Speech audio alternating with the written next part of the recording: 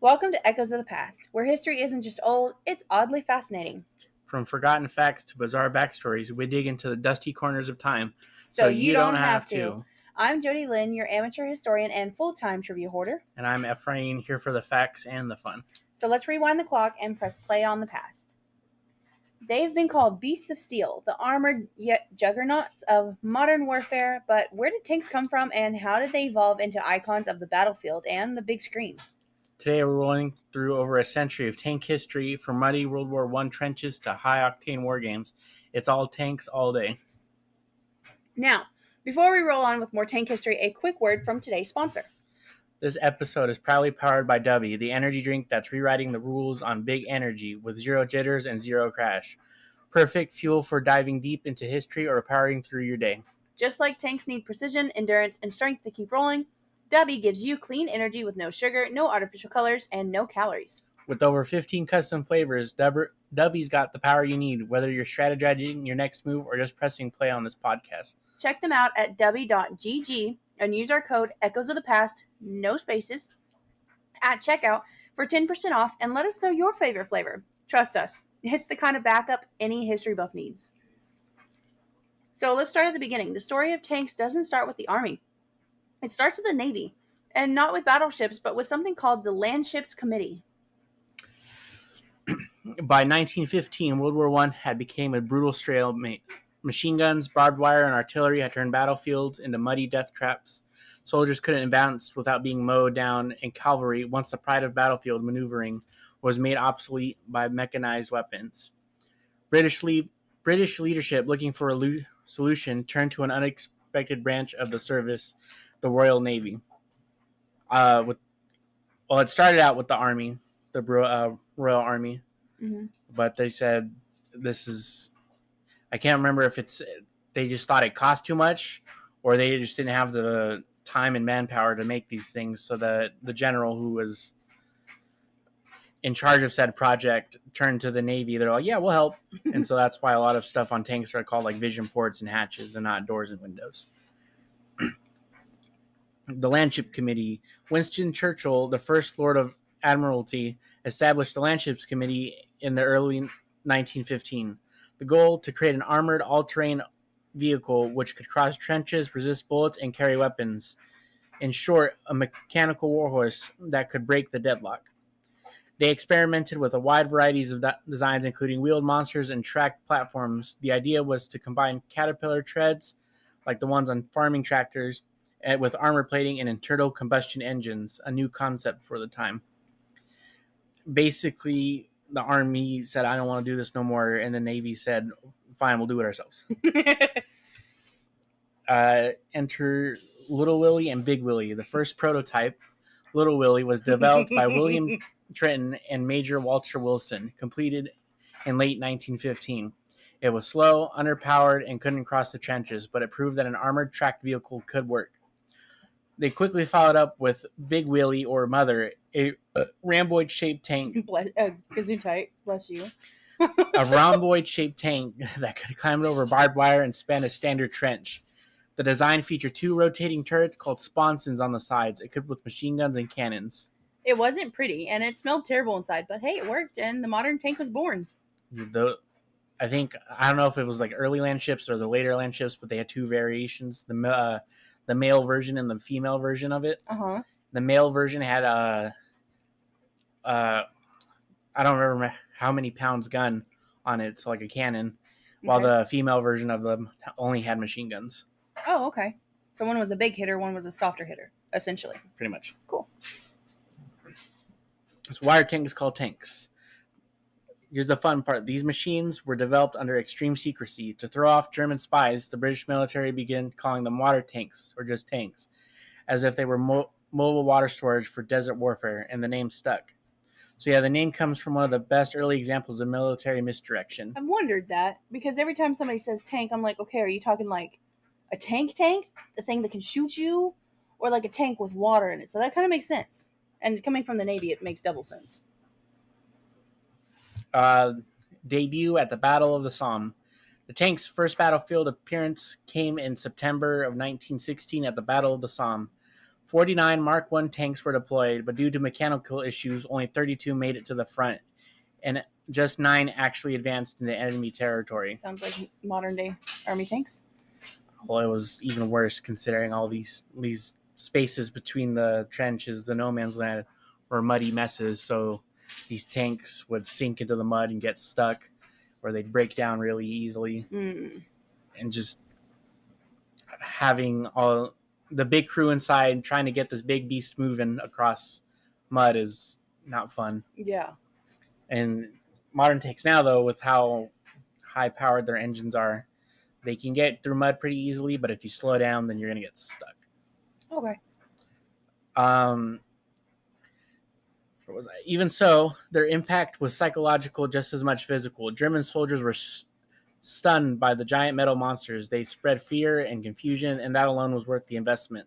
It was like watching a science fiction story roll onto the battlefield, and no one had any idea how to fight them yet.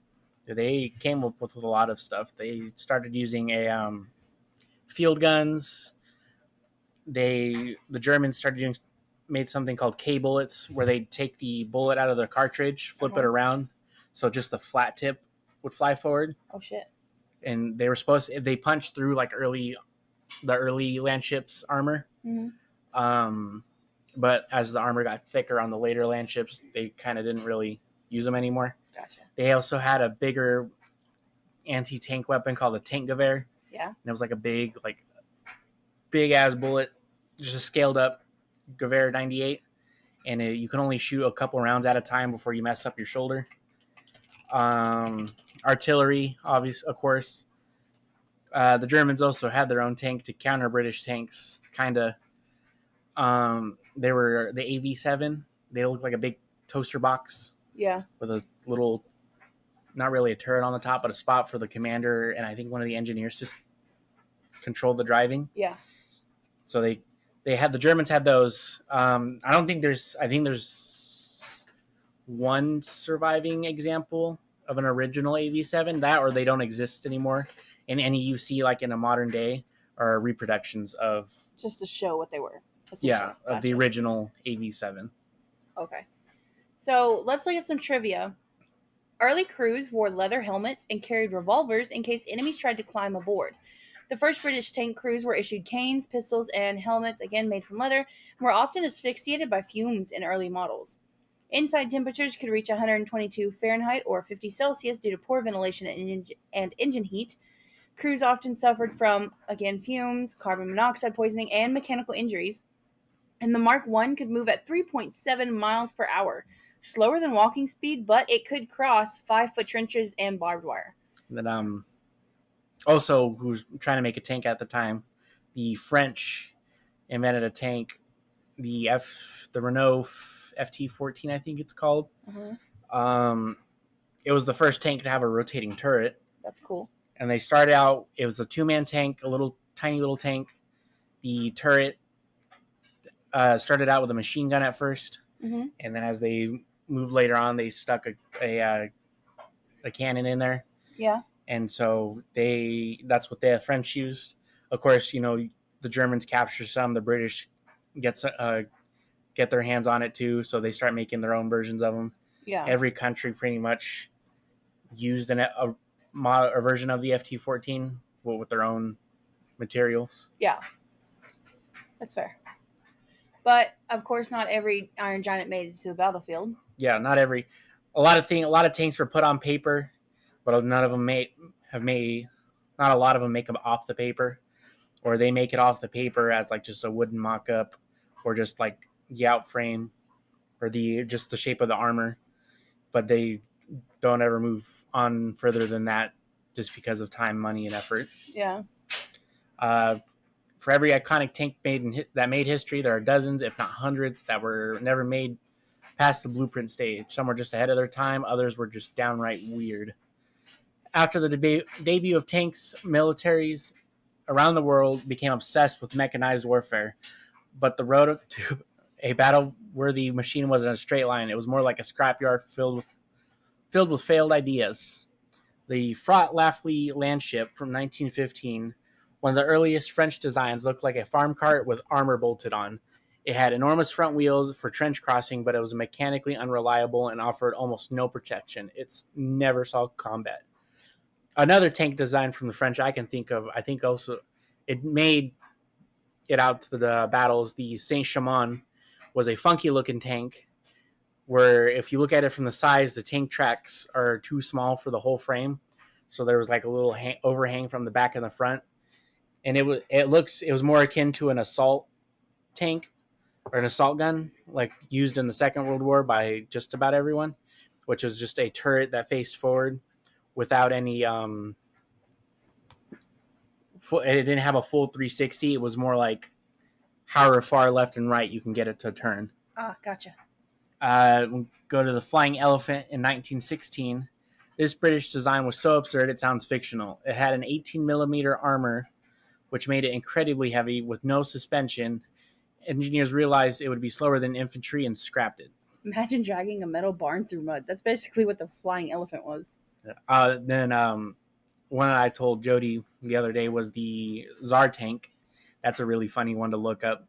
If you look at it, it's like a platform with these really big ass wheels and a little stabler tail in the back. And it was really ridiculous. I expect nothing less from the Russians. Or the it'd be the Russians at the time because they were still under their rule of the Tsar. The K-Wagon in 1918. This German prototype was a beast. 120 tons, requiring 27 crew members. Jeez. And armed with 4 77 millimeter guns and 7 machine guns. It was so big that it had to be assembled near the battlefield in pieces. 2 were nearly completed before the war ended, and both were scrapped. Imagine that. The TOG 1 and 2 from the 1940s. Britain still feared trench warfare in World War II, so they built the TOG, the Old Gang series. These were enormous, slow-moving tanks that resembled World War I land ships, but with World War II weapons. They were tested and proven completely obsolete by faster, more agile tank designs. Speaking of the TOG, they put it in War Thunder not a few months ago, and I remember everyone's kind of freaking out about it just because how, I guess, goofy it looked. Mm-hmm. But I think it was one of those ones you had to pay real money for, or you had to complete a bunch of event stuff, so I don't have it. Gotcha. Have you been able to test drive it like some items are? Yeah, you can. A lot of premium things you can test drive, and it's an interesting looking tank. And then there was these other French tank. I think of a lot of French tanks that we could have thrown in there. The French really did a whole lot with their tanks. They were a lot of nothing. They were these really big tanks. Really, I don't remember what they're called. They were they had a big turret on the front, 2 of them, I believe. One big turret on the top and one like gun mounted in the hull. And on the rear, they had a machine gun, and the machine gun cupola tower, whatever it was like spinning armor, so it spun really fast. Yeah. So you can look out at what you're shooting,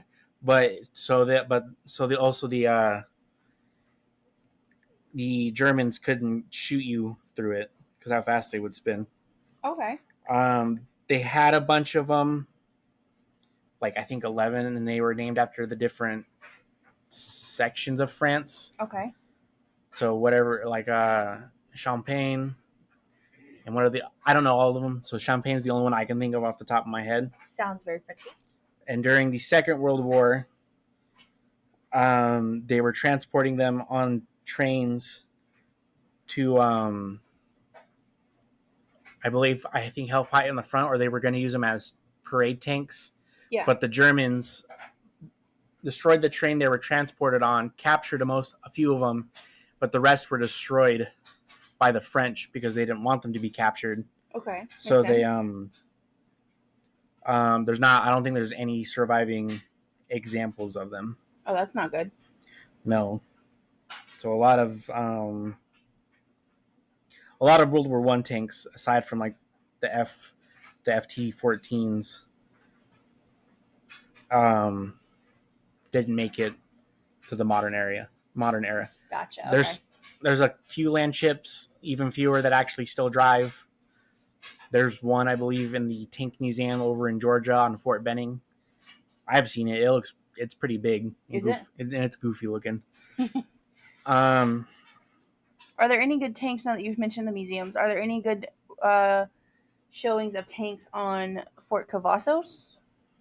yeah, on Fort Cavazos, they had an open air tank museum, but I think they're remodeling or something. I don't know. They took out the museum, the building that was there, and all the display vehicles they had. They moved them somewhere else. So now it's just a big grass spot with like 2 helicopters and a plane in that spot. Okay. And then like if you drive around Post, they got a bunch of American tanks from like the Second World War and onwards, just sitting there in front of different battalions and companies, or not companies, different battalions, brigades, and all that jazz. Gotcha. Okay. And that big French tank I was talking about is the Char B1. Okay. He said it's got a turret on the. Oh, that looks funky. Yeah. If we could put in pictures, we'd figure it out, but I don't know how to do that. I can always put them on the Instagram. So with this episode, I'll put a few pictures with the episode artwork. I'll also put in some pictures of some of the tanks that we talk about, as well as some of the funky ones that we're talking about. That way y'all can see what we see. In the 1950s, the U.S. tried a nuclear-powered tank called the Chrysler TV-8. The turret resembled a flying saucer and was sealed from radiation, meant to float and fire while amphibious, but was outrageously complex, dangerous, and never built beyond the mock-up stage.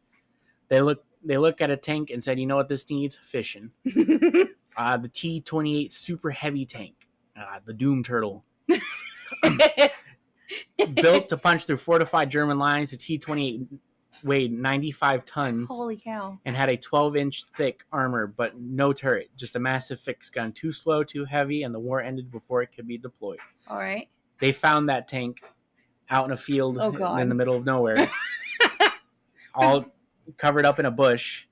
I think it was like a hunter or a farmer was out just doing whatever, and he walks up and he sees this tank in a bush. This was long after the army just left it there and kind of forgot about it. And he calls up, I think he calls up the government or whomever, and he's like, "Hey, y'all know there's a big ass tank out here?" And the government came, they swooped it up. They took it down to Fort Benning. There, I think they restored it there, or somewhere. And now at the Fort Benning Tank Museum, you can go there and see the Doom Turtle in person. It's huge. I got to touch it. Oh, you touched I touched it. I did touch the back of the tank too. Okay. Just to say I did it. Okay. But the Doom Turtle, I think it's one of those meme tanks. Okay. If like you're into War Thunder and you talk to anybody with that in that community and you ask them about the Doom Turtle, they'll probably go off and tell you all about the Doom Turtle and whatever. Okay. From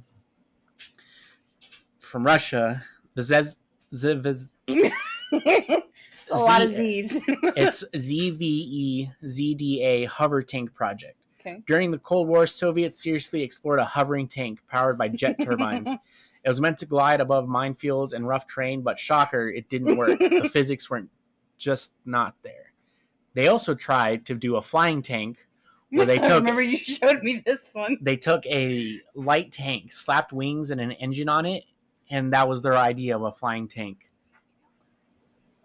The Russians do a lot of prototype tanks. Do they? A lot. You can look at their history of tank development, and of course they have their own designs. They got designs they borrowed from the U.S. and their other allies during World War II at the time. A lot of Cold War stuff that didn't meet their requirements, or they were too costly, or just something one way or another that they couldn't get them to go. But we're all a little bit happy about that. Yeah. Just from hearing about these already. There's one tank, I don't remember what it's called. It's like object and then whatever numbers they put after it. It looks like a flying saucer. Okay. With 4 sets of tracks on the bottom. What? Okay. It's in War Thunder. I'm gonna talk a lot about War Thunder because I played I haven't touched it in a minute, but have played a lot of it. It's in War Thunder. It's one of the more stronger tanks. Okay. So when you say it looks like a saucer, but it has 4 rows of track underneath it. yes. So does the whole top move, or does just it it's look still like just that? the turret, but that's just what it looks like. You know what it looks like? It looks like those sea creatures that are just the shell on top of the tail. Like when you're looking down at them. Oh yeah, the horseshoe crabs. Yes, that's what that looks like. Okay. Yeah, it's the Object 279. All right. And it was a prototype tank that didn't go anywhere. Let's go on with the walking tank, spheres, and spider legs.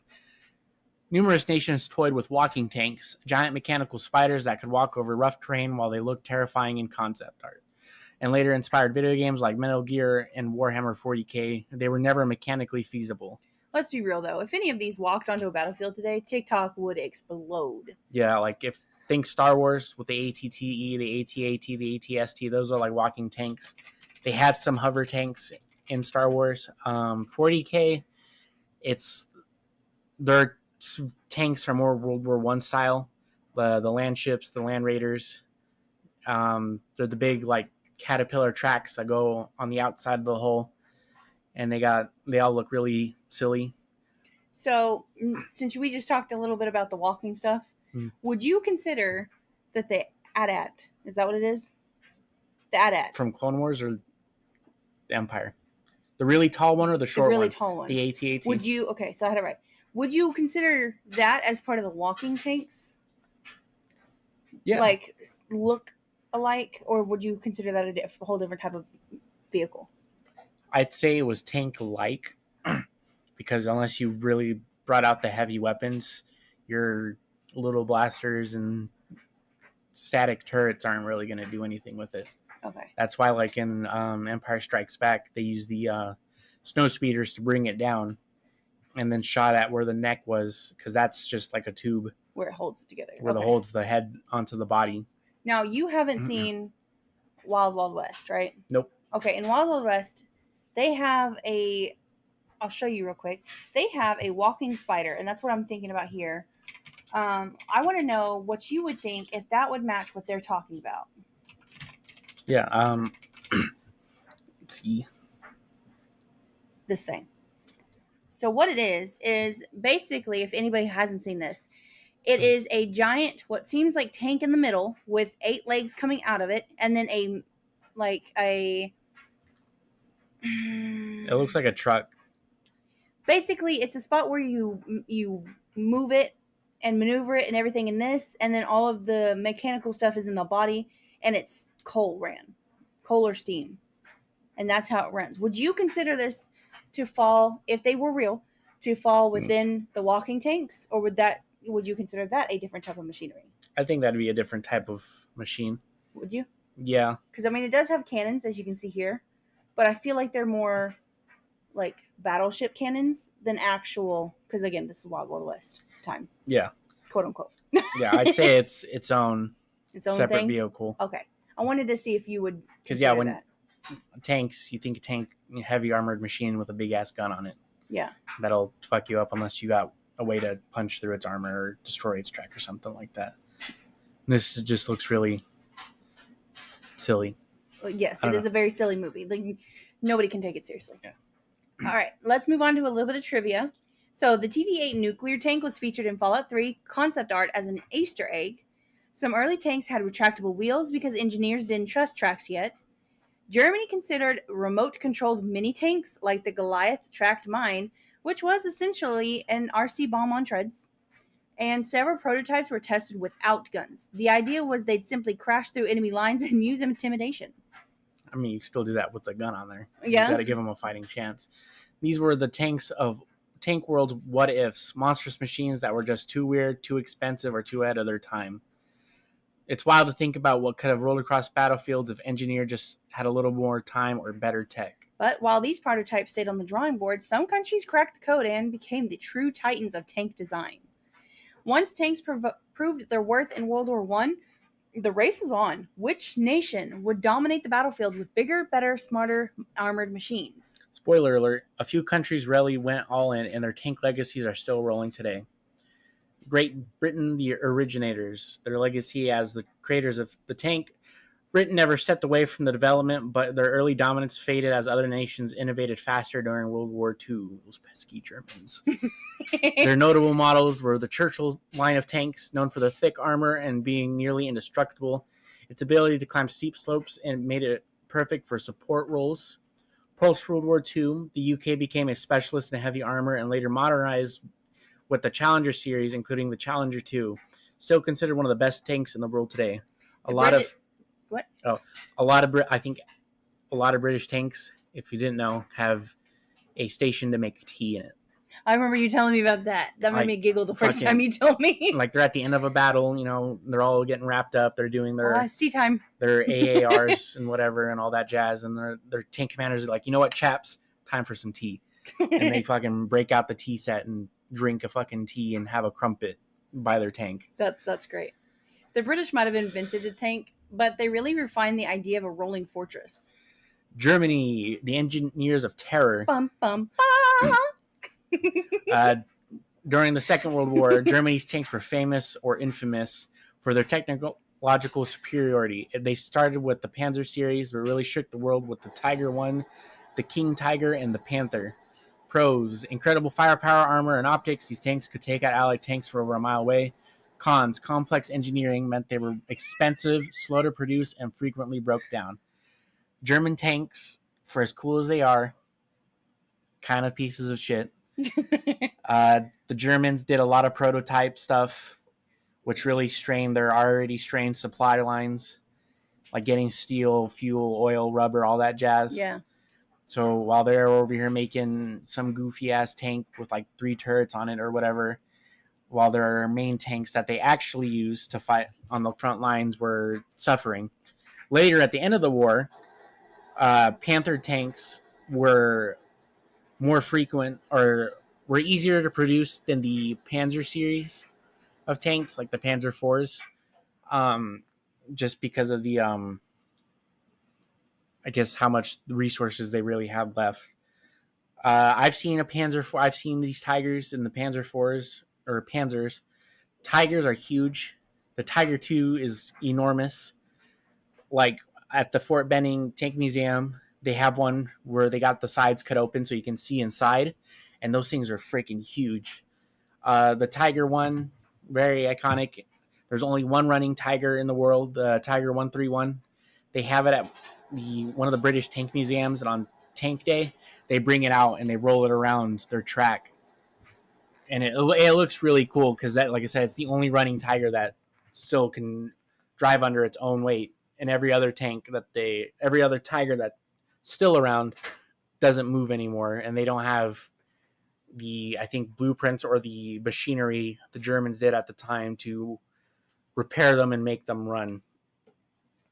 Tiger 2s, bigger, thicker armor, really slow. If you saw one of those, you might as well just turn around and run. They were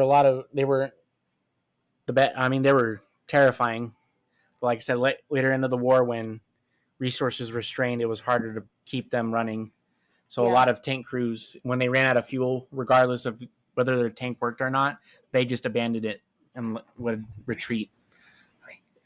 I think the most iconic, aside from the Tigers, the other iconic tank of Germany was the Panzers. Yeah. 1 through 4, because the Tigers are still Panzer series. Yeah. But the 1 through 4, or 3 and 4 were the most iconic ones. Panzer 3s had like these little short stubby guns, and the Panzer 4 models, they started with a shorter gun, but then they got bigger, and they were just on either front, the west or the east, fighting off the Russians in their T-34s, or the Americans, British, in their Shermans and the Fireflies. I feel like Panzer is a very big name. Like, I feel like everybody knows the Panzer. You know what I mean? Panzer is just German for tank. I know, but that word, a lot of people know. You know? Also, War Thunder. They have all of these Panzer 4, 3 variants. that you can mess with, the Tiger 1 and 2 and the Panther series. And then they had all these other fun stuff you can look up, like assault guns. The Stug's a really widely known one. The Hetzer. They also had pretty much artillery pieces on tracks. Yeah. Those were really silly. And then they had like tank destroyers and all that other stuff. The Tiger tank was like a boss battle on treads, terrifying but not impossible to beat if you got lucky. Today, Germany produces the Leopard 2, widely considered one of the top of the line main battle tanks globally, used by over a dozen countries. If you didn't know, the U.S. and the Germans, the the Leopards, Leopard 2, and the Abrams it was like a joint effort. Okay. They were like, it's built all around the same gun, the 120. But I think Leopards use a diesel engine, and whereas we use a turbine engine. The U.S., when they were doing their testing with the Chrysler and can't remember the other company. It was Chrysler and another company. One used a diesel engine. The other version used the turbine-powered one. And obviously the turbine power went through with that contract. Yeah. So now all of our Abrams use a turbine engine, which can supposedly run on any fuel you stick in there, but we all just use jet fuel whenever we go and fuel up our tanks. You and I had that conversation the other day because I was asking you what tanks ran on, and I was very surprised at what you said. Yeah. It's JP8, jet fuel. A lot of military vehicles run on it, surprisingly. JLTVs, Bradleys, or no, I think Bradleys might run on, because Bradleys don't have a jet engine. They have a diesel engine, so they might not. I don't know. I've seen a video of a Marine filling up his JLTV. He's like, "Oh, JLTV, jet fuel." It's funny. You should, if he pops up, you should watch it. It's pretty funny. Okay. U.S. tanks. On the approach of World War II, the U.S. bet on mass production while German tanks were more advanced. The U.S. made thousands, especially of the most famous tank, the M4 Sherman. Shermans weren't as heavily armored, but were reliable, easy to repair, and could be built quickly. The Shermans were everywhere. Everyone had them. The Germans even captured them and used them. They got a bazillion variants out the wazoo. If you ever see the movie Fury, the main cast, their tank is a Sherman. The Easy 8 has the really long gun. And they fight off against a Tiger in that movie. Tiger 131. They used it in the movie, so that's really cool. But yeah, you ever see any pictures of Allied tanks during the World War II, 9 times out of 10, it's a Sherman. Gotcha. Cold War to the modern era. Introduced the M60 Patton, then M1 Abrams, which became the gold standard in the MBTs. The M1A2 Abrams is still the frontline U.S. tank with depleted uranium armor and sophisticated fire control systems. The U.S. strategy was, we might lose one tank, but hey, we'll have 5 more rolling in behind before you even reload. Yeah. The Abrams, as cool as they are, the ones we have a lot of problems. A lot of things break really easily. They just cram so much electronic shit in there that they have lots of issues. Yeah. I was going to say, every other day you said there's something leaking or something wrong. Something leaks. There's a bolts missing. I don't know how y'all lose bolts. I really don't. You take them out, you put them down, and you go back to put them back in. You're like, oh, fuck, I don't remember where I put those. They were right here, I swear. I swear, like, we pull pack on them every other freaking month. Which, explain what pulling pack is. It's when you pull out the whole engine and the transmission.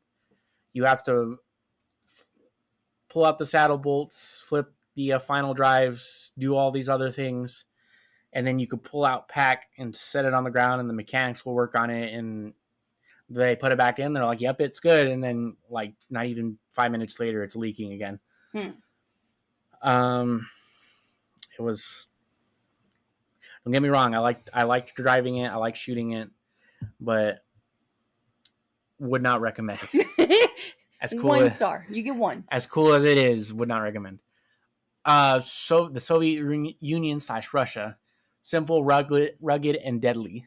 The T-34, arguably the most influential tank of the 20th century, fast, reliable, and easy to manufacture. Its sloped armor design changed tank engineering forever. When the Russians rolled out with the T-34s and then like the IS series, the IS 1s and 2s, Germany's response was to build a Tiger 2 or the Tiger 1s and slap the deadly 88 centimeter gun in there so it can actually kill these IS 1s and 2s. Yeah. And then there's like a bazillion T-34s. The Russians, there's a lot. And if you look up any of their like fighting during World War II, they just overwhelmed with numbers because just how big their population was at the time. Their doctrine was pretty much just throw as many bodies at it as you can until you win. Yeah. What else? Like I said, the IS series, the KV series. No, it was the KV series, not the IS series. The KV series, the KV 1 and 2. The KV 2 is kind of goofy looking. If you ever seen that, you should look it up. It's pretty funny. It looks like a big ass fridge on top of a IS 1 hull. That's funny. When you keep saying these T blah blah blahs, yeah, all I can think of is power armor. Yeah. Yeah, the T series tanks, they're the T-34s. Don't confuse it with the American T-34. The only difference is in the name is if you take out the dash or not. Are you serious? Yes. Wow. Okay. Different. We're so unique. Whole different tank, but same names, just so without Russia a dash. has the dash, US does not. Yes. Okay. Post-war development, continued innovation with the T-55, the first MBT tank, really small compared to what World War II tanks were like. Yeah. World War II tanks are humongous. Mm-hmm. Like I said, I've seen a Tiger 2. That shit's huge. But like compared to a modern MBT, modern MBTs, especially Russian tanks, are small. The T-72, T-80s, and more recently the T-90 and the T-14 Armada. The T-14 Armada is a showpiece. It doesn't actually do anything. It just shows up in parades and that's it. Sounds like so much fun. They're stupid. Russian tanks prioritize ease of production and survivability in rough terrain and extreme climates. If the U.S. builds tanks like iPhones, Russia builds tanks like AK-47s, durable, deadly, and built to survive in the mud. France. The French. Oui. Oui. World War II. France had solid designs like the Char B-1. Which you were talking about. But fell behind due to poor doctrine and coordination during the Nazi invasion. Like during the battle, or when Germany was invading France at the Maginot Line, a lot of French tanks did not have radios in them.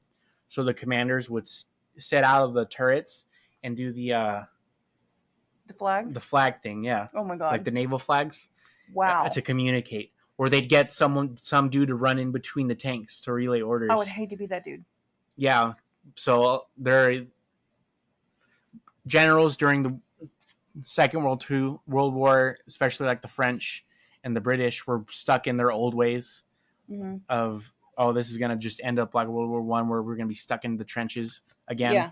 But with how fast tanks evolved in the battlefields, trench warfare wasn't really what it was in the First World War. Gotcha. Yeah, they had trenches, but they weren't like these vast networks of lines compared to what the First World War was like. Gotcha, okay.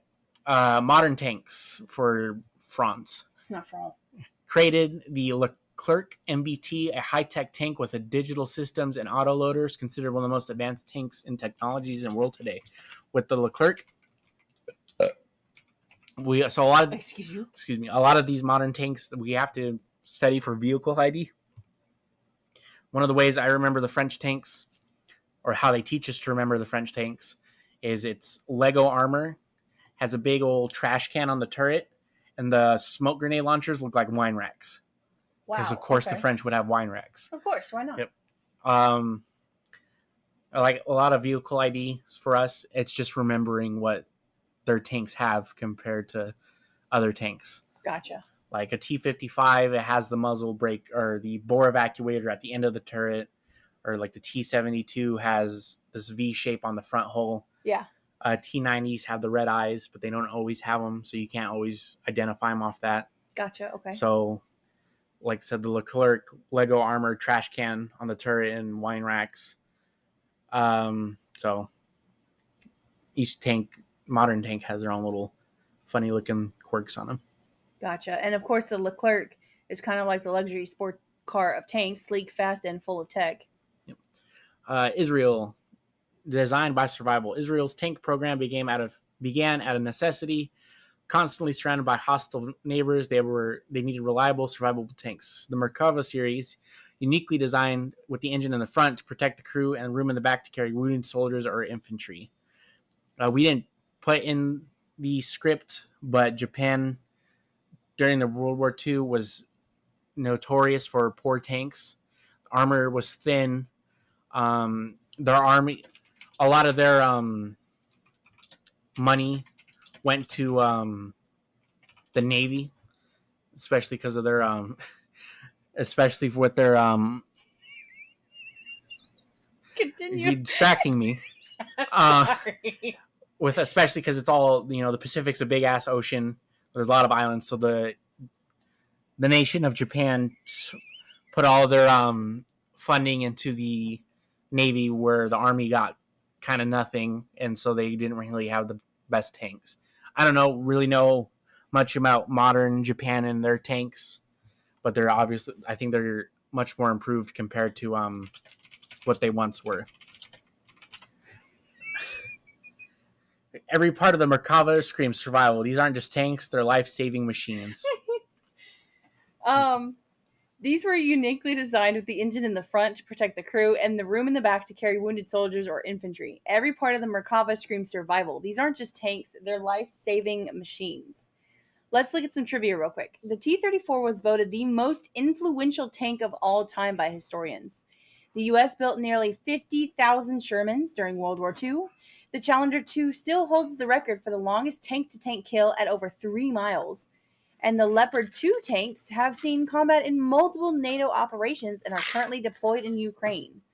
So now that we know who made the biggest steel beasts, it's time to find out where they earned their reputation. Let's hit the battlefield and take a look at historical clashes where tanks didn't just roll, they ruled. Now, we've seen which ones built them. Let's see where the wars go. Because tanks might be built in factories, but their legends are forged in battle. Yeah, really quick, before we start listing off battles, every time there's a conflict that breaks out, every time, everyone's like, oh, tanks are going to be obsolete and blah, blah, blah, blah, blah. And yet here we are, still using tanks. Right now, the war in Ukraine, both sides still using tanks. Tanks with giant sound speakers going up and down the roads. With their cope cages and on the lookout for drones with bombs strapped to them. That's still terrifying. That is pretty scary, yeah. Or especially like during the beginning of the war, you saw it a lot. The Ukrainians using javelins, which they shoot out a rock or a missile. They go straight up into the air, and then just falls right back down onto the other tanks. Lord, no. Yeah. So you've seen them at like the beginning of the war, where these Russian tanks had these big ass cages on the top, was to help keep javelins from just falling, sending their turrets up into space. Did it help all the time? No. I have to say, you talked about the drone thing. I was watching a video that came up on mine. It was a recent one. They were down in the trenches, and I don't know if it was Russian or Ukrainian because you couldn't really see their uniform because it was up on his face and behind him. And you could see the wall of the trench, and he was up underneath one of the passovers. And so he's underneath that, and all you could hear was the drone searching for these dudes in the trenches. Yeah. And this just sheer fear on this dude's face as he's recording this video. Lord have mercy. Yeah, I think the drones with the bomb, like, this is my opinion, strapping a bomb to a drone, like, at that point, you all might as well just strap a gun to your drone and just fucking fly them at each other, like that goofy shit, instead of over here dropping grenades on dudes who are just, like, having breakfast or taking a piss. Okay, let's get on with that. To the battles. I figured. The Battle of Cambrai, 1917, the first mass tank offensive. Where it took place was in Cambrai, France, World War I.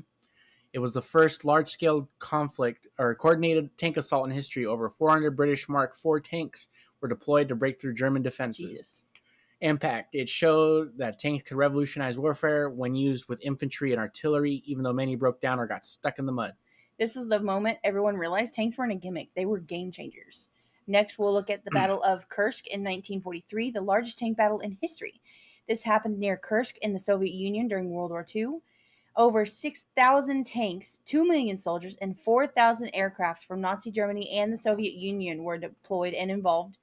The notable tanks on this one were Germany's Tiger I and Panther, and then the Soviet T-34s. The outcome was a decisive Soviet victory. The battle marked the turning point on the Eastern Front and proved that Germany's elite tank corps could be beaten. Picture this: thousands of tanks stretching across miles of open fields. This wasn't just a battle; it was a mechanical apocalypse. Sounds terrifying. In the North African campaigns from Libya, Egypt, and Tunisia, enforced with British General Montgomery, German General Erwin Rommel, the Italians and Americans. Why it mattered: introduced mobile warfare and tactics in harsh terrain. Rommel's legendary maneuverability earned him the nickname the Desert Fox. The British forces used their Crusader tanks, and the Americans with their Shermans, and the Germans had their Panzer IIIs and IVs. It was chess in the sand. Quick movement, bold strikes, and brutal conditions all played out in tank duels. And of course, this was 1940 into 43. So next we'll look at the Battle of the Bulge. You and I were talking about this one. Mm-hmm. In 1944 and 45, this was tanks in the snow, and it happened in the Ardennes forest in Belgium. It mattered because Hitler's last major offensive on the Western Front, featuring the infamous King Tiger tanks and a surprise attack through the rough, icy terrain. We had the American resistance, though outgunned. The U.S. forces held key towns like Bastion. Something French. Often using Shermans in freezing weather with little support. The outcome was that the Allies eventually did push back, but with heavy losses.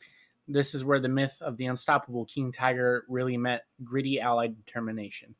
A lot of, near the end of the war, a lot of tank crews for the German side were fresh. Mm-hmm. They were quickly trained or almost untrained compared to the American tankers, were at that point where they had a lot of experience fighting their Panzers and Tigers. Yeah. This is, I said that. The Yom Kippur War, 1973, Israel tank resilience. In the Sinai Peninsula and the Golan Heights, Israeli used their Centurions and Pattons versus Syrian and Egyptian T-55s and T-62s. Israeli tank crews were severely outnumbered but used superior training and defensive positioning to hold off mass waves, cemented Israel's tank doctrine, and pushed for future development of the Merkava series. It wasn't just technology at this point. It was guts, terrain knowledge, and quick strategy that saved the day. Let's look at a little bit of trivia real quick. The Battle of Kursk lasted over 50 days, but the tank-on-tank clash at Prokhorovka, I don't know, it's a long word, a sub-battle, lasted just one bloody day. The Sherman Firefly, a British modified Sherman, could take out a Tiger tank, but only from the side or rear. In North Africa, tanks often overheated or got sand-clogged, forcing crews to invent DIY fixes with spare cloth and engine grease. And then German crews sometimes called the T-34 Mickey Mouse because of its twin turret hatches. From muddy trenches to sun-baked deserts and snow-covered forests, tanks have fought in every environment you can imagine. But sometimes the biggest shifts in tank design didn't happen on the battlefield. They happened in the garage, when one breakthrough tank inspired the next generation. Some tanks roll into battle and get the job done, but some tanks, they redefine the battlefield. Those are the ones that left a mark, the mechanics that pushed tank warfare into a new era. So this time we're going to start talking about the very specifics on these specific tanks that we've gone kind of over very slightly, but we're going to go into the nitty gritty of them. Starting with the first tank, the T-34 from the Soviet Union during the Second World War. Revolutionary because of its sloped armor, increased survivability without adding bulk. It was fast, easy to manufacture, and reliable even in Russia's harsh winters.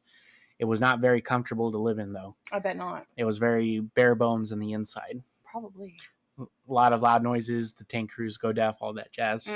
Not very fun to operate. Bet not. It forced Germany and the Allies to rapidly redesign their tanks to compete.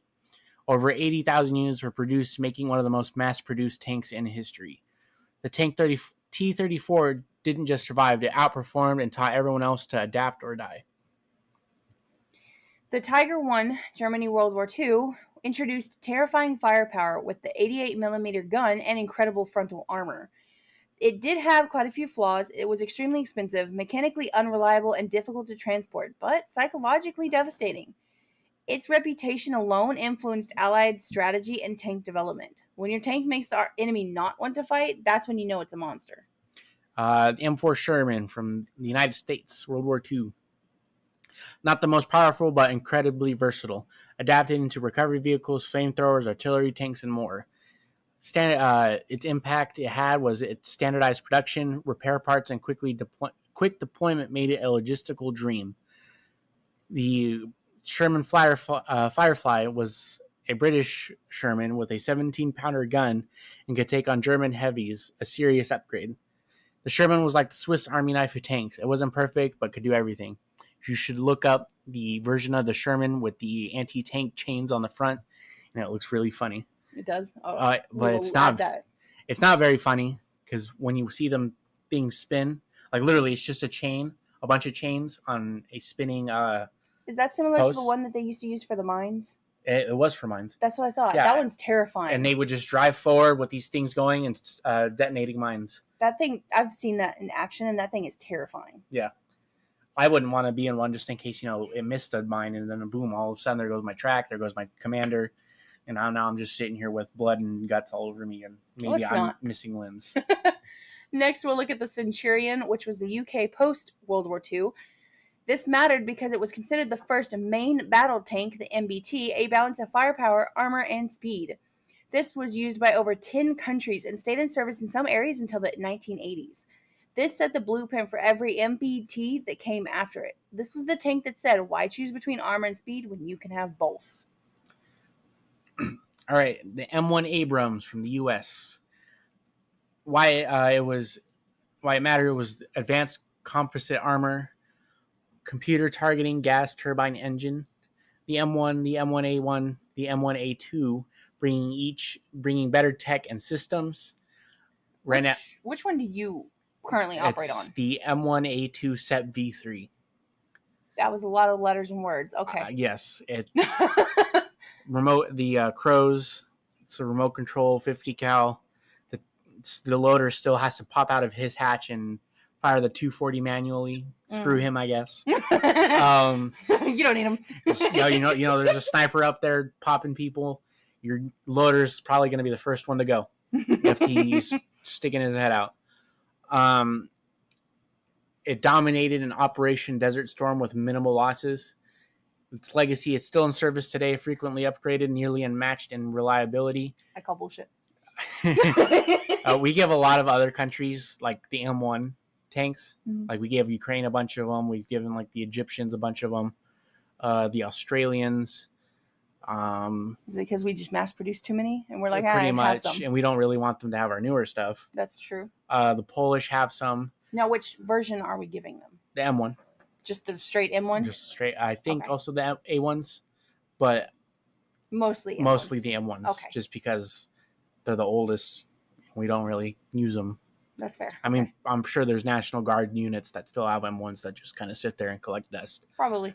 The Abrams is like an iPhone of tanks, constantly updated, ridiculously powerful, and almost everyone wants one. I only want one because we're giving them away. Yeah, that's why Russia showed off the one M1 that they had. Oh my god. Next, we'll look at the Leopard 2, which was Germany, but in modern era.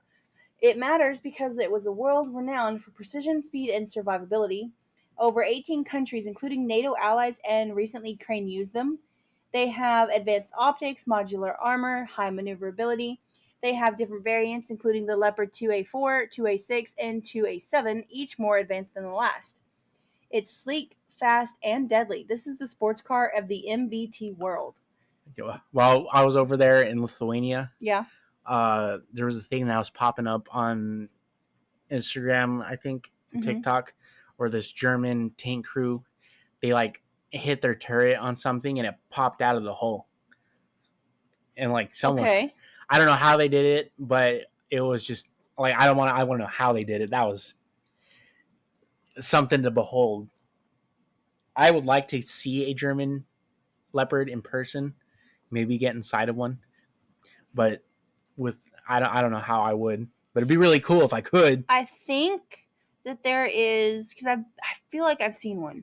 I think that the museum in Denver, because I've been to that one, they have a ton of different types of tanks, and they do let you sit in them.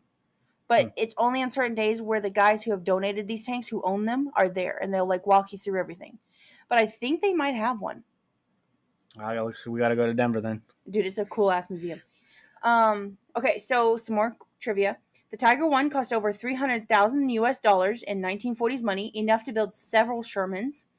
The Centurion was used in the Six-Day War and even modified into bridge-laying and flamethrower variants. The Abrams gas turbine engine can run on jet fuel, diesel, or even high-octane gas. And the Leopard 2's cannon is so advanced that it's been adopted by tanks in South Korea, Spain, and Sweden.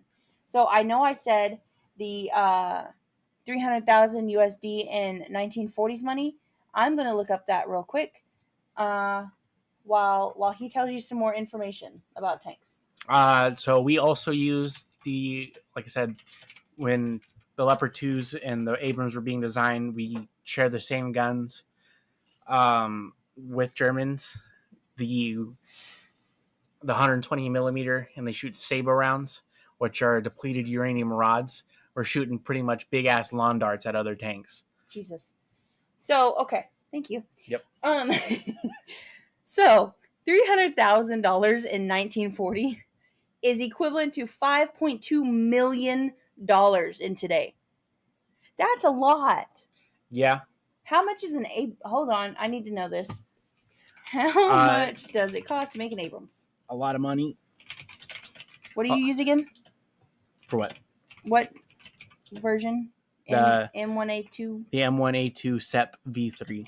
SEP V3. Yes. Okay, let's see.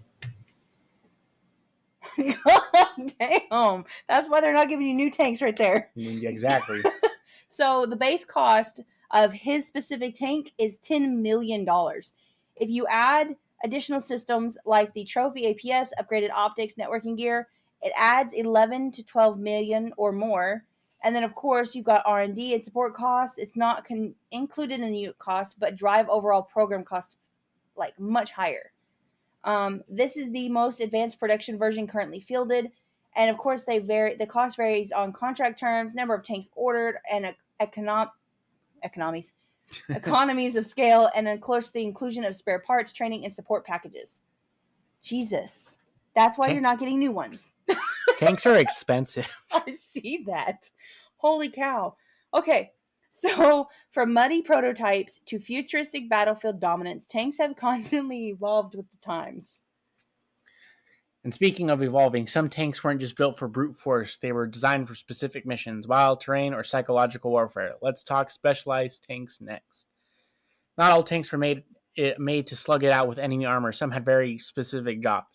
These are the Swiss Army knives of warfare. Flamethrowers, bridge layers, mine clearers, tanks with a twist.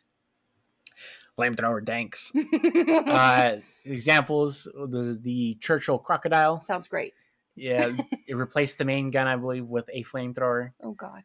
Flamethrowers on tanks just sound terrifying. Sorry. They were. And the Americans had the Sherman with the Zippo Sherman, which had a flamethrower in I think it was also a turret. If not, it was mounted in the hull. So it still had the normal Sherman 76 or whatever gun, and then a flamethrower. Lord have mercy. Cooking it up in the jungles. Great. Yep. Clearing bunkers, trenches, or fortified positions. It was a really big psychological warfare type of weapon. Of course. Like if you're standing there in this house and you see it down the way, flames sputtering out the front of a tank. You're going to want to leave. You're going to want to get out of the house and get out of range. And like you're just sitting there thinking, oh, what if my friend's down there Well, too fucking bad. getting cooked alive? What am I gonna do? Too fucking bad. Nothing. We turn tail. Yeah. The downsides, there were short range and very dangerous if the fuel tanks were hit. Really? Yeah, you'd go. I didn't know that. I mean, you're gonna if your tank's hit, you're screwed either way. Yeah. So this was less shock and awe and more scream and run. No one wanted to be on the receiving end of a crocodile. I don't even think a normal crocodile you'd want to be on the end of. So let's talk mine clearing tanks. So you talked about, I think it was the Panzer III, or was it the Sherman Crab that you had mentioned? The U.S. Sherman one. Okay. With the chains. Yeah. So examples are the Sherman Crab from the UK, and then the Panzer III Minenrömer. That's what I'm going to assume that says, which is a German prototype. So this featured rotating chains or flails to detonate mines ahead of the tank. It enabled safe paths for troops and vehicles through minefields. This concept evolved into modern engineering vehicles still used today. I will be adding that video, if I can find it, to this Instagram post, because that is terrifying. Yeah. Our tanks, kind of our tanks. So we have mine rollers on the Abrams. Uh-huh. They're just these big wheels that attach to the front, and all they do is roll over a mine and set them off, and they explode, and that's it. But they also got the ABVs, Okay. which are like the hulls of Abrams, but the turrets are different. Like the engineers have one where they shoot out those big ass lines of C4s to blow up obstacles. The engineers, they have one that lays a bridge, which is the next section. And then there's another one I've seen. I think it's like some kind of radio one or something. I don't know. I'm not sure. They just look weird.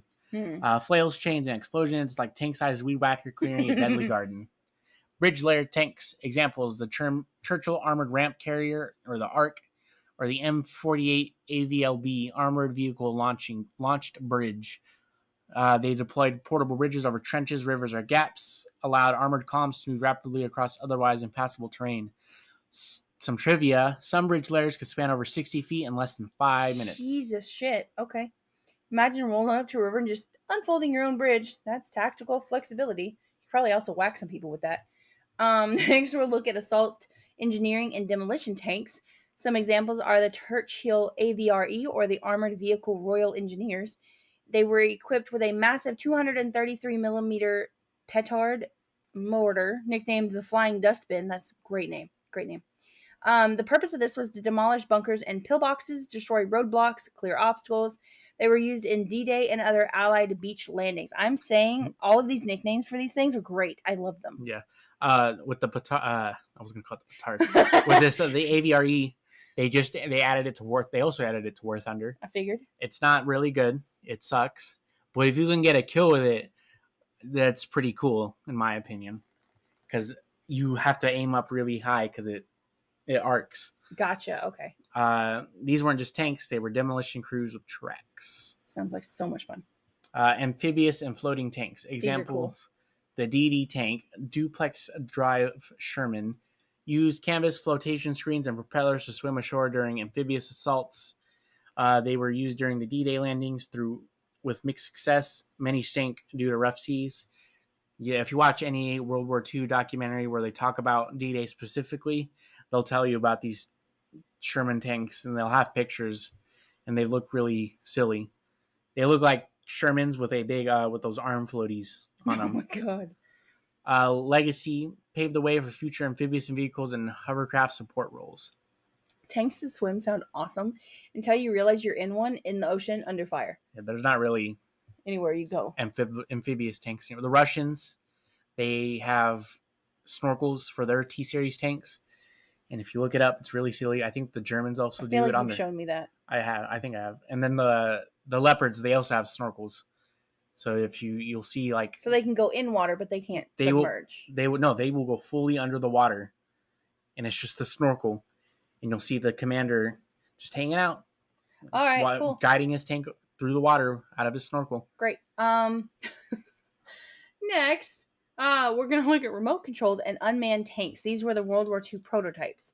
Some examples, of course, are the Goliath tracked mine from Germany. This was a small remote-controlled explosive tank designed to drive under enemy fortifications and detonate. The problems here were they were easily disabled by small arms, slow, and vulnerable to signal jamming. These early ancestors of today's military drones and robotic ground vehicles. Tiny tanks with a one-way ticket to Boomtown. They didn't last, but they were ahead of their time. Sounds like so much fun. Kind of similar and off. The Russians, they didn't have a remote control tank. They would get a dog, slap a mine on top of them, like on a harness, and train them to go run under tanks to That's explode. fucked up. That is really. But the problem was is that they trained these dogs on their own tanks, so they'd give them like a dummy vest, and they'd have like a T-34 out there, and they'd be like, go get the tank. So when they were deployed on the actual battlefield, instead of running to a Panzer, they'd go run under a T-34 and explode. Oh fuck! Yeah, that's great. So they dropped. That's really sad, but that's great. Yeah, so they dropped it really quickly, realizing they're kind of. And also, a dog in the middle of a battlefield, there's explosions, gunfire, and everything. It's going to scare them. Yeah. So let's look at some trivia. The Churchill AVRE's Petard motor could hurl a 40-pound bomb over 150 yards. It was so heavy the shell had to be loaded from outside the tank. Amphibious D.D. Shermans had to swim over 5,000 yards to reach Normandy beaches. Some didn't make it. And then remote-controlled tanks weren't just German. The Soviets experimented with teletanks back in the 1930s. So, from bridge builders to bunker busters, these specialized tanks proved that there's more than one way to win a battle. But while the battlefield was full of roaring engines and cannon fire, tanks were also finding a place far from war zones in theaters, video games, and pop culture history. So, they started as war machines, but tanks didn't stay on the battlefield. Tanks in film. I'm not going to read that. Tanks in film. Saving Private Ryan from 1998. Good movie. You should watch it. I think I've seen pieces of it. In the final, spoilers if you haven't seen it, but you've had plenty of time to see it if you haven't already. In the final scene of the movie, the Tom Hanks's character and all the others are holding this bridge, waiting for reinforcements, while a German SS group, unit, whatever, is also trying to get across said bridge. Mm-hmm. So during the attack, they roll up with a Tiger, and it feels pretty hopeless because it's a Tiger. Yeah. And they didn't really have anything to take it out. Fury from 2014, also a very good movie. Was it? We watched it. That was the one we watched, wasn't it? That was the one that I was like, oh my god, this shit's fucking rough. Yeah, I've seen that one. Okay. Yeah, okay. Fury, also a good one. Enjoy the movie for what it is. Don't let all the freaking historical nerds go be like, actually, tell them to shut the fuck up. It's really cool. It centers around a crew in the M4 Easy 8 Sherman tank. It offers pretty good it's somewhat realistic. Like I said, don't let all the freaking history nerds tell you otherwise. It's really cool. The final scene is probably the best part. And it's just... Kelly's Heroes from 1970, a comedy war heist film with an iconic showdown using a Tiger 1 replica. A lot of early movies with tanks in them, they're usually something else dressed up as a tank, so you could look at them and be like, that don't look right, if you know what you're looking at. So some tanks were dressed up T-55s or dressed up Shermans, T-34s. Like I said, if you know what you're looking at, you can really tell that they're not the tank they're supposed to be. Gotcha. Okay. Patton in 1970 depicts large-scale World War II tank battles and the legendary general's deep understanding of armored warfare. I feel like I've seen that one. The General Patton was very for the Armored Corps. Yeah. And he was a big supporter. Indiana Jones and Last Crusade. I've seen that one. Yep. Features a fictional tank, but it sticks out. I think it's what it looks like to me is a Mark IV tank, or one of the British land ships. Yeah. And they just slapped a turret on top of it. Oh, okay. Yeah. It's not just about explosions. Tanks in film often symbolize brute force, looming danger, or even unstoppable fate. Let's look at some tanks in video games. So, World of Tanks, War Thunder, your massively played game I've seen, is an immersive multiplayer games that focus on real tank models, physics, and tactics, popular with history buffs and gamers alike. Battlefield series, tanks play a critical role in gameplay and often used as force multipliers in combat.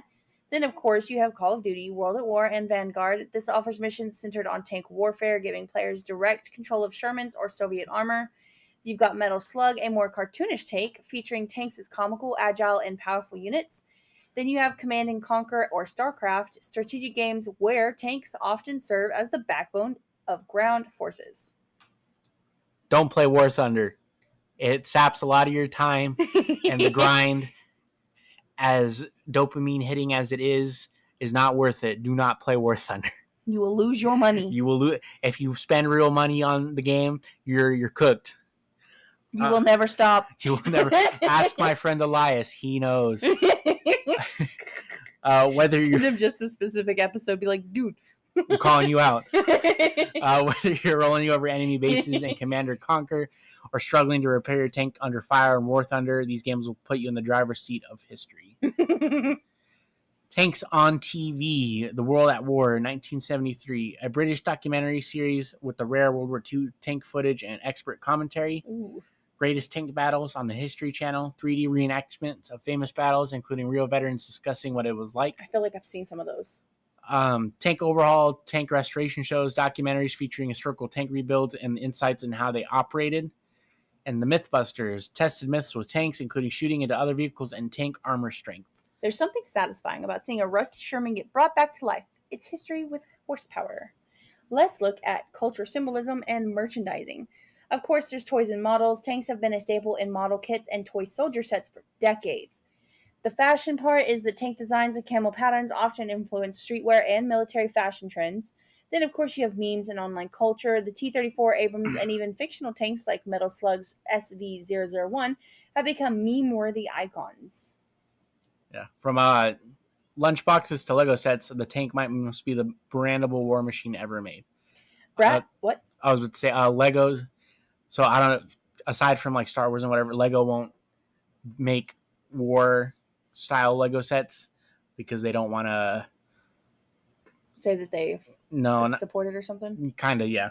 That's why you never see like official Lego Shermans or Panzer IVs or Abrams or Leopards or whatever. That's why they're all like third-party bootleg fucking shit.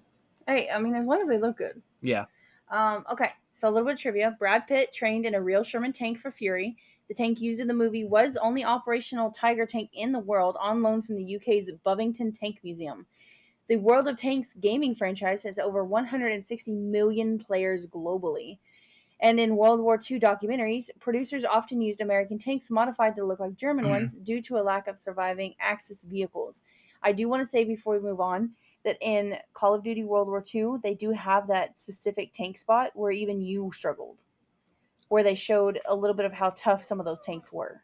Yeah, but the thing though with World War II is like it comes with a myth that like every tank is like impossible to kill from the front, but like in the game you're fighting Sherman or you're fighting Panzer IVs. Aren't you in a Sherman? You're in a Sherman, but you're fighting Panzer IVs, which can be easily penetrated in the front, just because their armor is straight up and down compared to it being sloped, where it's harder to hit. But like I said, it's a myth that some tanks are you can't shoot them in the front. You got to do the back or the side. That's not true. Gotcha. Like fucking our tanks. If you can get lucky and you can get around in between the driver's hatch and the bottom of the turret of an Abrams, you can take it out. Shoot them in the sides and the hole, take them out. Shoot it in the back, you're going to disable the engine. It's still going to have power, but we're not going to move. That's fair. No tank is invincible. Isn't that what happened in one of the tank movies we've watched, where they got shot in the back and they couldn't move anymore, so they just had to sit it out? That was Fury, wasn't it? Yeah, in Fury, their track was destroyed along with one of their bogey wheels, and they couldn't repair it, or it was going to take a long time to repair it, but before they could, that's when that whole SS battalion showed up and they fought it out. The world's heaviest tank ever built was the German Maus. It was one of those tanks that they thought was a good idea, but it was near the end of the war. They didn't have the supplies to make it. Yeah. Only 2 examples of it exist. One where it's just the hole in a turret, and the other one, I think it's just the hole, and they're both in Russia. The Russians captured it and took them to their museums. That's fair. How heavy was it? heavy as fuck. They had to like put that like if like let's say they were ever put into production, 188 tons. If they were put into production, they couldn't cross bridges. Oh shit. Okay. Well, I mean, yeah, that's fucking heavy. Yeah, they would destroy any bridge they cross. So they were going to be really limited with their where they can its range where it can go. Gotcha. The longest lasting tank in service is the Centurion from 1945 to the 90s. Jesus. The first tank on tank battle from World War I, the second battle of Villers-Bretonneux in 1918, where British landships and German AV-7s first engaged. Some tanks today have coffee makers and air conditioning. Don't you wish you had that in yours? So we kind of have air conditioning in the tank, kind of. Kind of air quotes, okay. So it's not really for us. It's the NBC system, but it pushes out cold air. And you have these little tubes. I think you're supposed to like connect them to your ProMask or whatever, however that shit works. But a lot of the time, especially during the summer times, during, gunnery or doing our FTXs, yeah, they will turn them on and just stick them in their uniform. We'll stick them in our shirts to cool down. I mean, that works. Especially like it being in the driver's hole. Yeah. Where there's no good ventilation and you're stuck in there for hours on end. Yeah. It gets really hot and it sucks. But some of the best fun I've had. I bet. So whether they're rolling across battlefields or blasting across your screen in a game, movie, or a game or movie, tanks have cemented themselves as icons in both warfare and pop culture. And behind every tank is a story of innovation, strategy, and sometimes complete chaos. But one thing's for sure, they're not just metal monsters. They're milestones in history. You know what else is behind a tank? Dead people? The infantry. Oh my god. All right, let's power down the engines and take a quick look back at what we've covered. Today we tracked the journey of the tank, starting from the British Navy's early experiments in World War I, through the prototypes that never quite made the cut, and on to the main tank-producing countries that shaped armored warfare. We've dove into pivotal battles that refined tank tactics, technology, and explored specialized tanks, from flamethrowers and mine clearers to amphibious and remote-controlled variants. And of course, we saw how tanks have moved beyond the battlefield into movies, TV, and video games, becoming symbols of power, resilience, and sometimes pure nostalgia. Tanks remind us of human ingenuity under pressure, machines. Show Bob and Vagine. Machines designed for war, but remembered in stories, screens, and even toys. Thanks for rolling with us through this history. We hope you learned something new and maybe caught a little tank fever yourself. Thanks for wandering through history with us on Echoes of the Past. If you liked what you heard, subscribe, rate us, and tell that one friend who still quotes fun facts at parties. And remember, history may repeat itself, but we promise not to. See you in the next Echo.